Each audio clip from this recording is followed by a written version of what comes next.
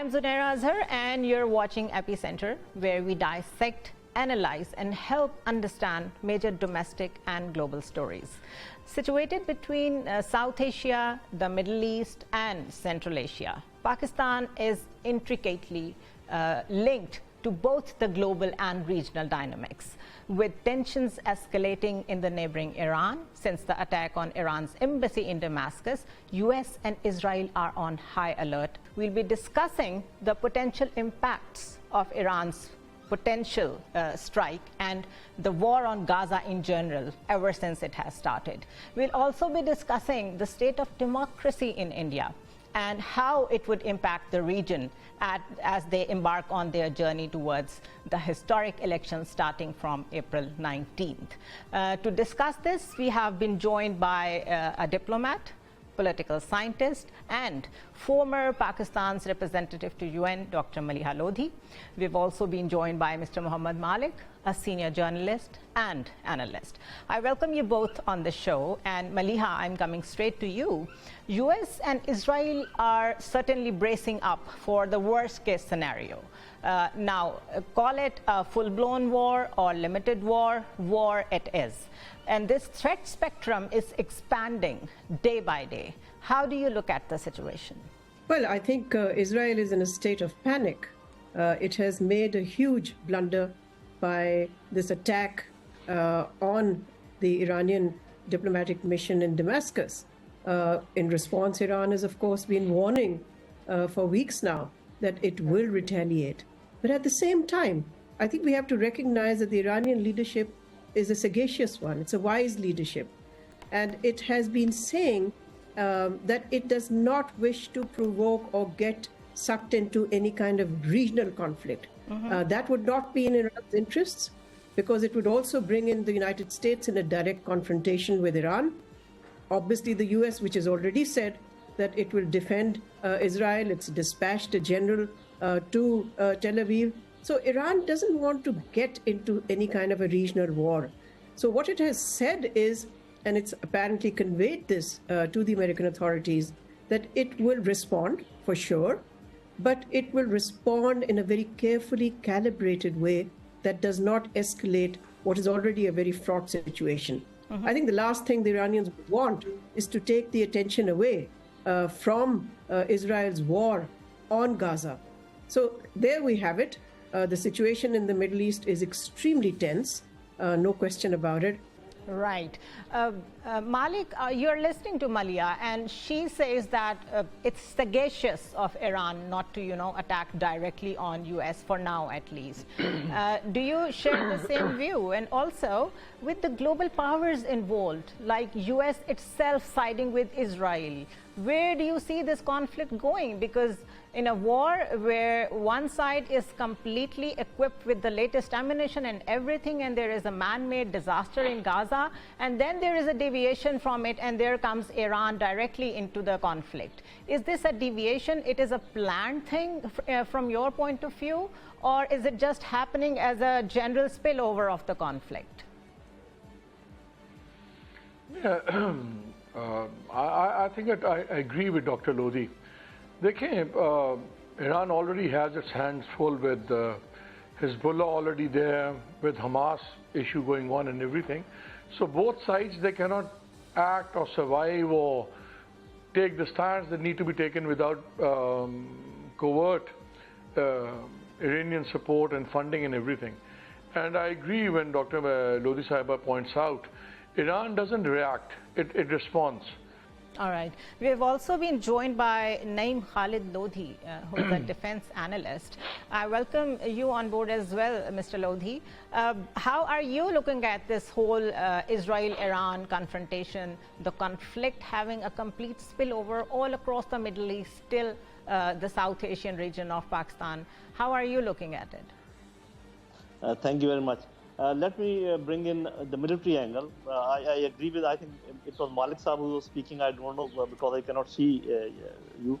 I think his analysis was quite accurate and close to what is likely to happen. We know that Iran would like to avoid a conventional conflict because they are not organized and equipped for such a war. They are more into employment of non-state actors, far and wide. And secondly, they are into drones and missiles, which is not a total spectrum of conventional conflict. Whereas Israelis, they are equipped and trained, and you must have seen that except for this war, which they are having with Hamas, their wars have been swift. They do not take more than a week or 2 weeks, and they achieve their targets, whatever they want to. This time they are in trouble because instead of conventional force, they are facing a guerrilla force with different tactics altogether. So in a way, they are in a problem. So actually, it is Israel that they would like to convert the conflict into a conventional sort of conflict. And they must be very keen that Iran must jump into the foray. And they would also like that Americans must be on their side. And you must have heard a lot of rhetoric going on if we look at the American media, that Iran is about to attack and it is a very credible threat and all these things. But I agree with the last gentleman that militarily speaking, it does not suit Iran to go for a conventional conflict. They will try to carry on whatever they are doing, but I am quite certain that making an excuse of some false flag operation or something, I think US, Israel will definitely go for Iran very soon, because all the troubles which they are facing, I'm talking about Israel, that is because of Iran, according to their perception, and they would like to convert this war which is not of their liking into a war which would be of their liking. Right. So a lot has been happening at the warfare front as well. You know, it's not a conventional warfare anymore. The spread has gone beyond control. And Malia, you've been a diplomat. You've seen UN so closely. You've been with the international community. Why is there a feeling that somehow the international community has given up on the people of Gaza? Look at the catastrophe that is happening there, the genocide that is happening there. There are resolutions from United Nations Security Council which are binding, and nobody is paying any heed to it. What is happening to the global order? Well, first of all, there is no global order. We have a global disorder. Okay. I think what went by the name of an international order had begun to fray many, many years ago. So you really don't have one, because order means that people, or at least states, generally play by the rules, and the rules are well known. So we don't have that situation today. However, it is true that the people of Gaza have been let down by governments across the world, whether they're Western governments, Muslim governments. Everyone seems to have let them down. But I think we should also acknowledge the fact that the Muslim countries, OIC, as well as the Arab group, did move at the United Nations Security Council to get this important resolution through. And the resolution, of course, called for a ceasefire during the month of Ramadan. This didn't happen. It didn't happen because Israel has long defied UN Security Council resolutions, which, as you rightly said, are binding. So we have a situation where the carnage, the ethnic cleansing is continuing in Gaza. Assistance is not reaching the people, the Palestinians, innocent Palestinians who are desperate for food and for other essential items like medicines. A famine is threatened. The UN has been warning of a famine.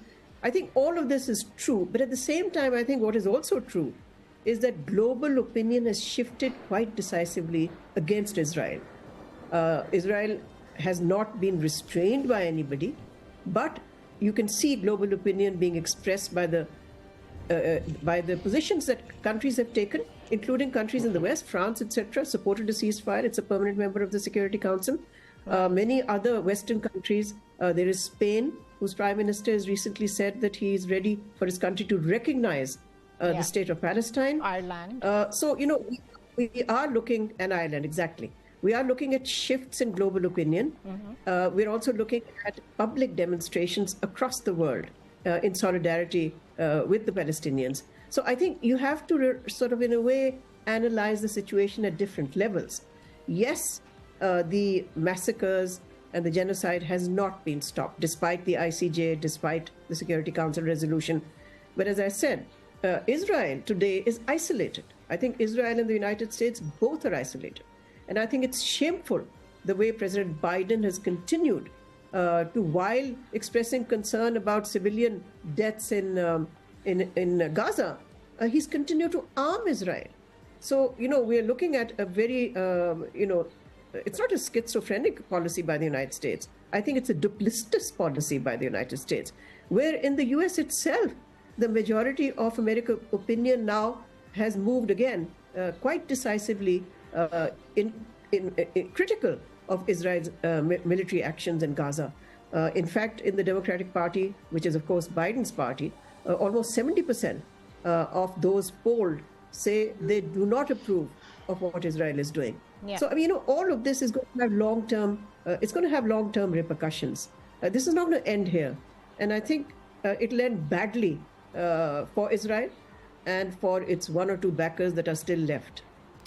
Maliha has summed up everything so well, Mr. Malik. It is true that the public opinion is shifting against Israel all over the world, and especially within the United States. There are American elections coming up, and it seems that Biden administration is not even budged about it, not even concerned about it, how the people are looking at the whole scenario. Do you think there is any understanding or there is any iota of doubt in administration's mind when it comes to the Biden I'm talking about, that this is not going to work in favor of American governments in the time to come? Again, one thing is very clear. Nobody should take credit for this change of public perception about Israel. Not the Islamic countries, not Western world, nobody, because it only happened because of Netanyahu himself, his excesses. Israeli, you asked Dr. Malia, why is the world moved on, didn't care? For three reasons. A, Gazans were very poor, and poor people don't matter, their lives don't matter. Secondly, like they used to say about the Ukrainians, they don't look European. Third, because of their Muslim things, but let's not blame the West. Look at how they are treated by their own Muslim brotherly countries, like they put it. Jordanians killed them for a long time. Saudis can't stand them. UAE has their own different policy vis-a-vis the whole thing. If it were to the Muslim world, they would actually want them to perish and just disappear. Mm-hmm. They are seen as a burden by other Muslim countries. Let's be very honest about it. I mean, who's fighting their case before the International Court of Justice? It's Uruguay taking Germany to task for providing 30% of arms and weaponry to Israel and all that. Where is the Muslim world? They have these things. Excuse me. They talk about this thing or that thing. The only active player in this war is Iran, and Iran is again from the conflict point of view. Mm-hmm. It's providing support, sustenance, and arms. So where is the positive development? Where have we seen the Muslim countries pulling out their fundings from Jewish firms or American firms trying to make home a point? They rant, they make a lot of noise, we're doing this, and where's OIC? Where have they hit where it hurts the most? Have they pulled out stopped the investments in American institutions and everything? So let's face the world. This is not a world for the poor and the weak. And unfortunately, Gazans are both. And they're paying the price. But yeah, Netanyahu, because of extremist views, he's crossed all humanitarian limits. It's become impossible for the world to ignore it now. Yeah. It's not that the world is noticing him. He made it impossible for the world to turn the cheek and look the other way around. So I think it's just probably that's God's way of doing things. Otherwise, only Netanyahu is to be blamed for the position Israel is in and everything.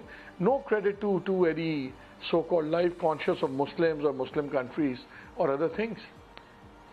All right. Well, that brings me to Naeem Khalid Lodhi, who is a defense analyst, and I would like to bring in that element of defense into it when it comes to the GCC countries, China and Russia. Do you actually see global powers getting together or regional blocs getting together against wider conflict in the short term or in the long run? You see, as we normally know, that we all say that war is a continuation of policy. and there are policy objectives that Israel is pursuing, and all these countries around this area, they have their own policies there.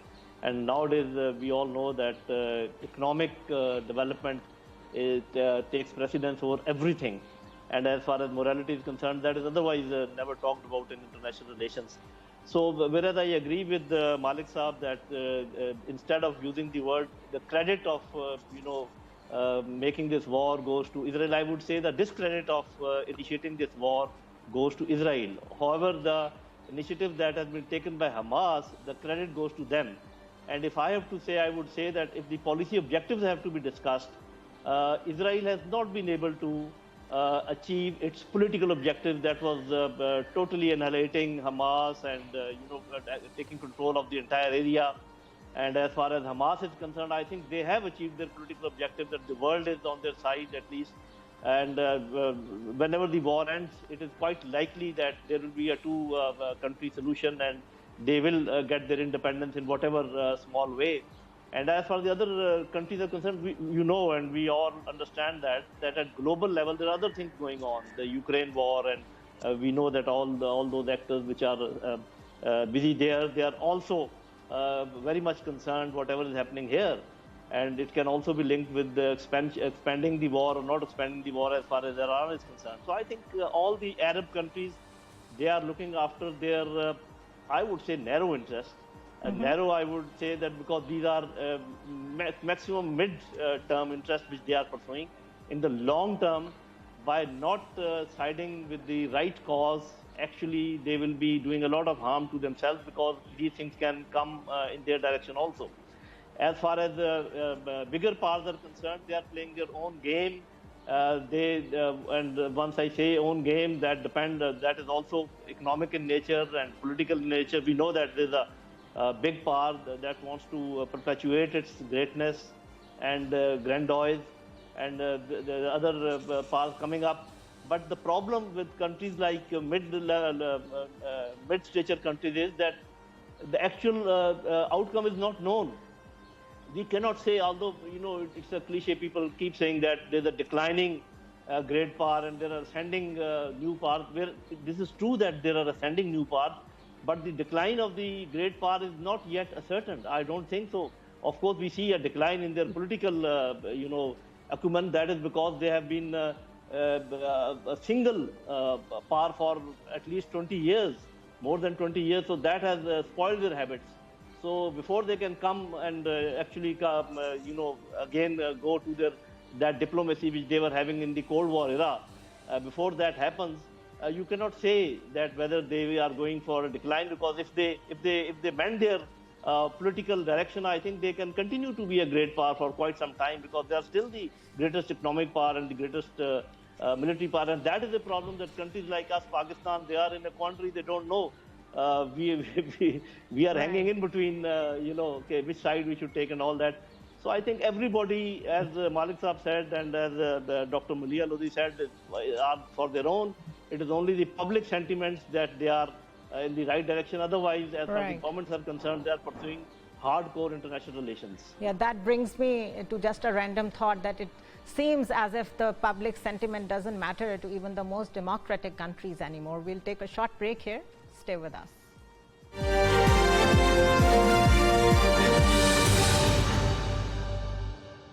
Welcome back to Epicenter once again. Maliha, analysts believe that an increased terrorist activities, both regionally and internationally, should not be underestimated at this point. Proxies are already all over the globe. What else could we expect? Well, I think we live in a very disordered, unsettled world where we see conflicts, two major wars going on, Ukraine and Israel's war on Gaza, which it has imposed on Gaza. In addition, there are conflicts scattered all over the world. We have unresolved disputes in our own neighborhood, the issue of occupied Jammu and Kashmir. And then, of course, we see a surge in violent activities and terrorist activities, including in our own region. Look at our own country. We are confronted with a surge of attacks from across the border, where TTP has a safe haven. Yeah. So yes, this is a moment which calls for greater international cooperation, regional as well as global. But I think global solidarity and international cooperation is in short supply. It's in short supply because of, one, these wars that are going on, which has polarized the world, and two, because in our region, for example, it would have been important for the United States and Russia to also be cooperating to confront some of the violent and terrorist actions that are taking place. ISK, for example, which is held responsible for the attack in Russia and has also been active and is now said to be threatening Western interests, that its reach is beyond just the immediate vicinity of where it is situated. But unfortunately, because of so many issues that are dividing the world, we do not see that kind of international cooperation. In our own neighborhood, Pakistan seeks the cooperation of the Taliban authorities in Kabul, but so far it has not been able to get that cooperation. And therefore, this has led to a very tense and fraught relationship between two countries that, both of these countries, Pakistan and Afghanistan, it's a strategic compulsion to have stable relations and a stable border. Absolutely. But unfortunately, that has not taken place for reasons that are well known to you. So, this is where we are. As I said, this is an unsettled, probably one of the most unsettled periods in global history in recent decades, shall we say, where we do not see multilateralism also being strengthened. In fact, it's the other way around. Multilateral institutions are under a lot of stress. So this is not a good time to be able to find the kind of common responses to what are, after all, common challenges. I mean, these are challenges that affect everyone. Right. Mr. Malik, what are the possible solutions? Because with the global order not in order, with all the proxies out there, with the terrorist activities at their peak, let it be TTP, ISK, as Maliha rightly mentioned, the attack in Russia recently, in Pakistan, attack on the Chinese nationals, it's a complete different warfare and it's perpetual. Do you see any political actor that can play the role of a mediator?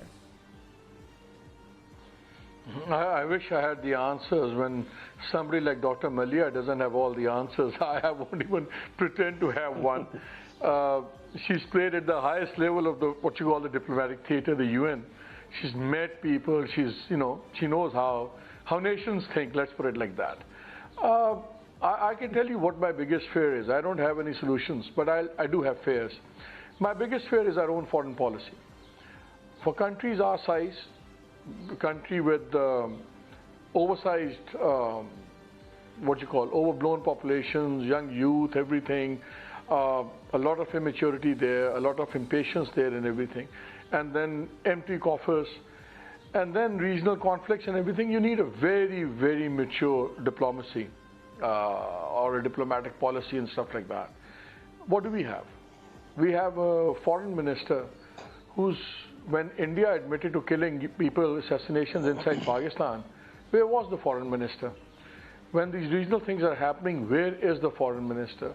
When all I see the foreign minister is busy trying to become member, head the cabinet committee on privatization, I see the foreign minister inexplicably chairing the session of the Senate, whereas he himself has still had to take oath and, bringing in the new chairman, Senate and all that, making it to the 9 o'clock news.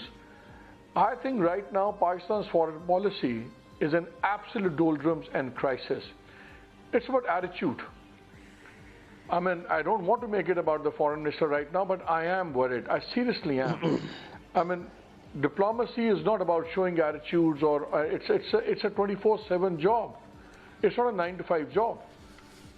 You can go home as a finance minister probably at 9 p.m., but as a diplomat, I'm sure Dr. Malia will support me on that. You better be used to being woken up at 3 in the morning with a crisis and coming up with, on the trot, coming up with solutions. Where is our foreign minister? Where is our foreign policy? I don't see it anywhere.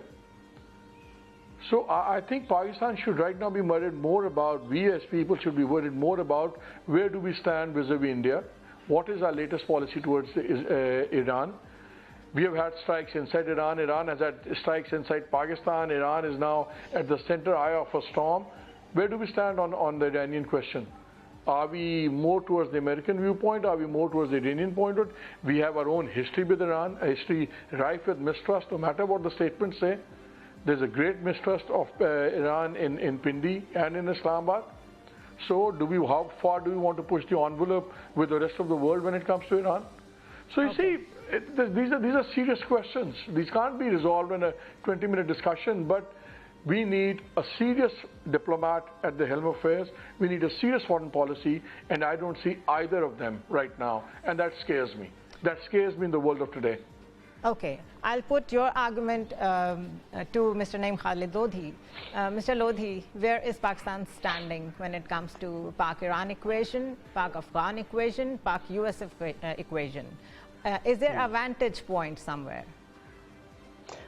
First of all, let me reinforce what Malik Saab was saying, that it is foreign policy. Let me add, it is not only foreign policy, it is also the internal policy. As far as foreign policy is concerned, we all understand that without having good relations with countries, you cannot have your economy, developing. It is so those of us who are trying to develop the economy first and put the foreign policy or internal policy on the back burner, I think they need to review their overall, plan, whatever they have for the future. And if you have a weak foreign policy, it will result into a weak economy, and both of these will result into a weak, security situation. And I think these are all interconnected, and we all know that no country can survive with the enemies all around. If well, whatever that's the situation we have right. So I think, we need, let me put, again, bring in military angle, that nowadays the character of war is all about drones, missiles, non-state actors, media, economy, political interference, and all these. And where are we investing? Conventional forces. So I think we'll have to review our entire national thing, security, complete spectrum. You right. think it's yes? Okay. And how to fight it back? Because if we do not know, because we all know, and I can reveal that now. I think that we had to dismantle our non-state actors framework just on the pressure of others, and people like me were clamoring and shouting that please don't do that, because that is the future war. And now we are high and dry. People are attacking us. They are telling us we have killed 20 people and 30 people, and we have no answer to that. Yeah. Because the only answer to a low-intensity conflict is not defensive. It has to be offensive also. And I would just stop over here, not like to say more than this, that we need to realign our foreign policy, our internal policy. Only then our security will, become better. Only then our economy will also develop. Yeah, and both policies need to be realistic and in sync with each other. And from your angle, I'm coming to India now. We are going to discuss what is happening to secular India, as the political pundits are describing it as BJP versus democracy, after a short break.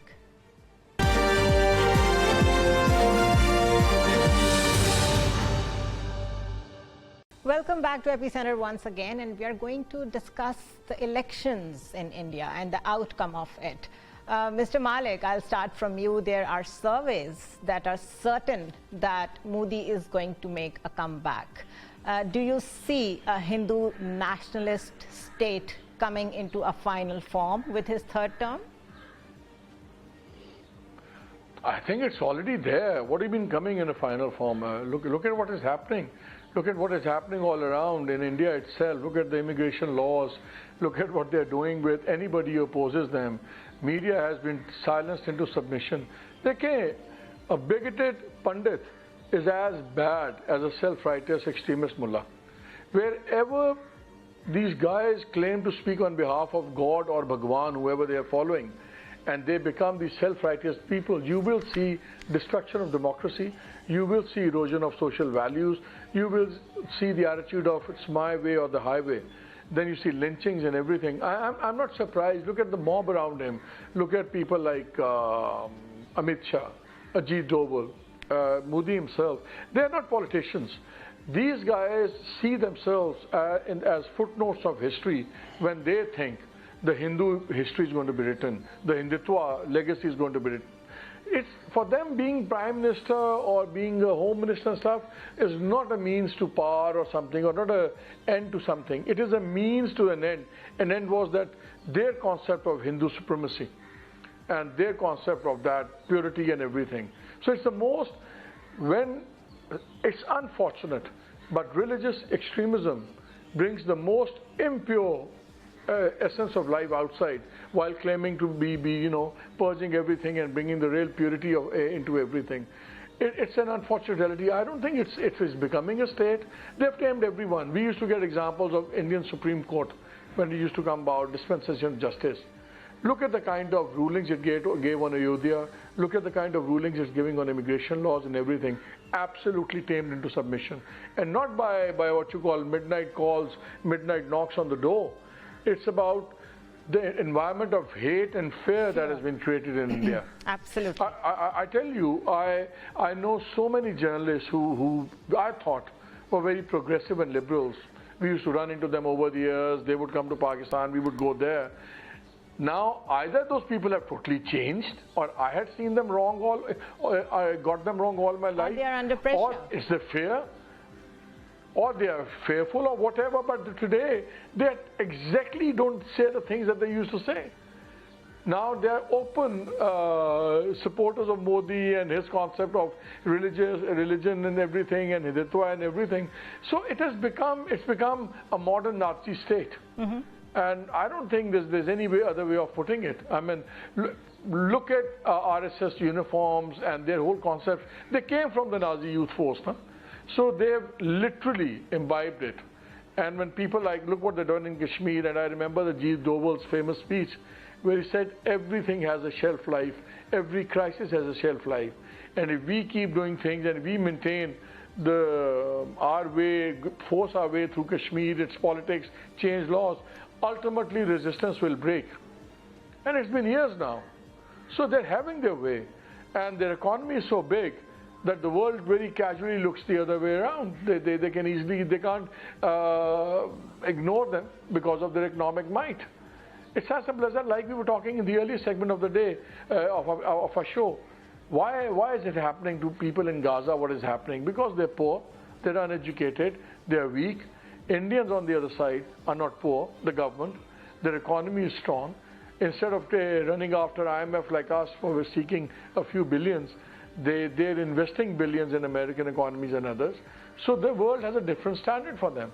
Right. If you're strong, if you're militarily strong, you write the rules, the way Israel is doing. And that's the way India is doing. India is a state. There is no democracy there. Democracy is not about polling of votes. So many crores have come there and polled their votes. It's how the votes are counted. And now it's an absolute fascist state. Look at it any which way. Right. Mr. Naeem Khalid Lodhi, I have been going through a lot of research, and there are loads of articles and analysis on what is happening to Indian democracy and what is happening to the secular India. But why would they care when they have a strategic partnership with US, when they have all the backing of US to act at their disposal in the region to counter China? Why would they care about democracy when the world is not bothered about it? True. The first thing, I think it is not happening. I agree with Malik Sahib, it has already happened. But so far, it is all internal matter. What I'm hinting at is that as long as this approach of Hindutva and this myopic thinking about, about the world view. Lodhi Sahib, if I could interrupt you, I apologize if I could interrupt you. Maliha is back with us, and she is here for a very short time. Maliha, we are discussing what has happened to the secular India, what has happened to the democracy in India, and we are discussing it with the regional context that a hawkish government is going to have an impact on the region. And in any case, what happened to the democracy in the India, which was like the greatest democracy in the South Asia for some time? Well, I don't really agree with the greatest democracy description at all. I think India's secularism was always a bit of a sham. But it is true that what Prime Minister Modi has done and his BJP has done is to destroy even a semblance of their secular identity. At least they claimed that. So we have a situation where this particular government and this particular party has targeted Muslims, it's targeted minorities, it has targeted a free media, or relatively free media, I should say. And of course, we've seen democratic backsliding in India, which is fairly unprecedented, even though we saw during Prime Minister Indira Gandhi's time an emergency being imposed and civil liberties being obviously curbed. So this is a situation which I think it's for the Indians to deal with this situation. I don't think we need to worry a lot about it, because as far as Pakistan is concerned, we are in a situation of no war, no peace with India. We have lived without a dialogue with India because India's conditions for a dialogue are unacceptable to Pakistan. And I think we will continue that way until and unless Delhi, under a new government, whatever that government happens to be, although it seems that Modi is likely to get re-elected, unless we see a substantial change in India's policy towards Pakistan, I really don't see any kind of resumption of dialogue with India. I do not see any process of normalization, at least in the near term. Of course, things can change. Life is quite unpredictable, and so is international relations. But if we look at the trends that we have seen in the last few years, then the outlook for Pakistan-India relations is bleak. And of course, as you were pointing out yourself, Indian democracy is in deep trouble. But as I said, that is for the Indians. It's for Indian citizens to deal with and to confront. It's not for us to get involved in, although we are watching with a great deal of interest, of course. Of course. Just give your short comment on this, that this is going to be the country's most one-sided election, and Hannah Alice Peterson says in the Foreign Affairs, while the whole world is monitoring the elections, because this year is the election year. And we've seen the same trend in Bangladesh as well. Do you see democracy slowly declining, or it has already declined in South Asia? Well, there's democratic backsliding all over the world, actually. It's not just South Asia. You see it in the United States. You see it in many other countries, even in Europe, where we see the rise of the far right, which has undermined human rights, civil liberties, a free press, and an independent press. So this is a global trend. This is not a trend confined to South Asia. But you're right that some South Asian countries are also reflecting this trend. It's an unfortunate trend, but it's there. And I really don't see it being reversed anytime soon, because it seems that people in countries like the United States or India, there is support for the kind of populist strongmen, as they call them, like Trump, former President Trump, as well as Prime Minister Modi. So long as this public support continues, then we will continue to also see democratic regression and democratic backsliding. Right.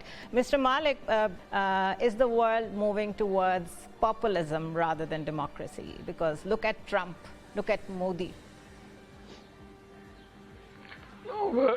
You see xenophobia increasing in all over the world.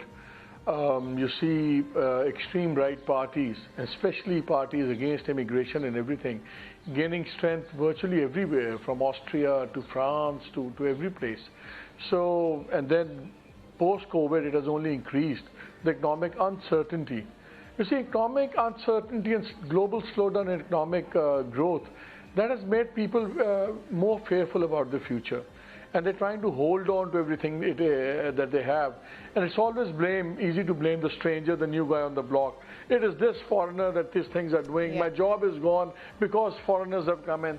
So it's very easy to find scapegoats, and this is a fear. Politics of fear and hatred, it always sells. It sells amazingly well. So whether it's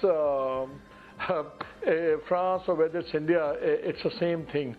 I think two things are going very much in favor of India. One is the West's very uncomfortable relationship with China. the West overall tends to mistrust it, even hate it at times, but they can't do without it. It is their workshop, it's their factory providing them all the cheap things and everything. Even Americans, they're leading the war against China on all fronts, but they're open for business. They're still the largest trading partners and everything. Right. So India does play on both counts. When the world does see, led by the Americans, India as a counterfoil to China, and it is reaping all the benefits. But more than that, it's the economic might of the Indians that forces the world to take a different view. Exactly, and they keep drawing the parallel with Israel. Why is Israel? It's just per capita income. I mean, it takes 3.8 to 4 billion a year from America every year in per capita as military aid and everything. But its per capita income is way higher than most European countries, even the Americans. Right. So it's your economic might, it's your military might that allows you to write your rules. And India has learned that very, very, very wisely. I mean, look at India today. I think their reserves are something like $630 billion US dollars. So that's the kind of country we're talking about. The country that's now one of the biggest economic players in the world. So laws of morality and all this, these apply only to lesser countries. Israel has thrown, literally shoved the Security Council resolution and just thrown it out of the window. What has happened? Heavens would have fallen had it been done by any other lesser country. So at the end of the day, there's no morality in the national politics. It's all about power, it's all about military might, political might, and basically your financial might. Right. India ticks boxes on 3. Okay. So let's live with it. And I agree with General Saab when he says, okay, it will externalize it. Look, they have done all they could inside occupied Kashmir. But that doesn't mean that they've given up claims on your areas, GB and all these areas. India has claims on that also. So hatred has no boundaries. Hatred doesn't have a boundary of 700 kilometers. Hatred goes everywhere. So I don't think it's going to stop at Indian borders. Yeah, and you rightly said hatred has its own spillover, and that is what we are fearing at the moment, and that is why we are discussing Indian democracy, because a lot of people say, why are you discussing Indian democracy? That is because it is in the interest of the region and it would affect Pakistan the most. My last question to you... Democracies don't kill people. Obviously. My last question to you, Mr. Lodhi, what could Pakistan do different when it comes to Pak-India relationship that might strike in a better way? Why I say this? Because look at all the facts and figures. They have been hawkish when it comes to Pakistan. Look at the Guardian report about killing 20 Pakistanis on Pakistan's soil. And our government is talking of bilateral trade on its own. I mean, what are we thinking? Whenever we talk about international relations and interrelations of countries, we all know that we need to develop our own potential. We have the potential. That's why I'm calling it potential only. All our potentials of national power. And as Malik Saab was saying, economy is one of them, and then your foreign policy is another thing. So I think we can, for the time being, only do to put our own house in order. We must realign our external policies, I mean foreign policy, which will then impact our economy and all that, and especially with our neighboring countries. And then we must pay special attention to our internal policies so that we improve our solidarity and unity, and then face whatever is being imposed upon us as far as security things are concerned. So this security, economy, and foreign policy, they are intertwined. Right. You cannot pursue one. You cannot isolate one and talk about it. Right. Yeah. So I would say, if I have to say one thing, we must pay full attention to our internal unity and solidarity. Then probably we can do other things, and of course foreign policy is going to impact our economy also and our security also. Right. Thank you very much, Dr. Malia Lodhi. Thank you, Mr. Muhammad Malik. Thank you so much, Naeem Khalid Lodhi, for joining us today. And this wraps up this week's Epicenter.